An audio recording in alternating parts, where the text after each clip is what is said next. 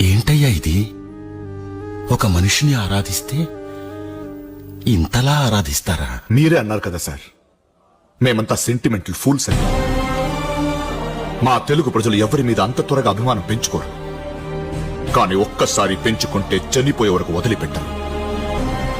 నాకొక్కసారి అతన్ని చూడాలనుంది.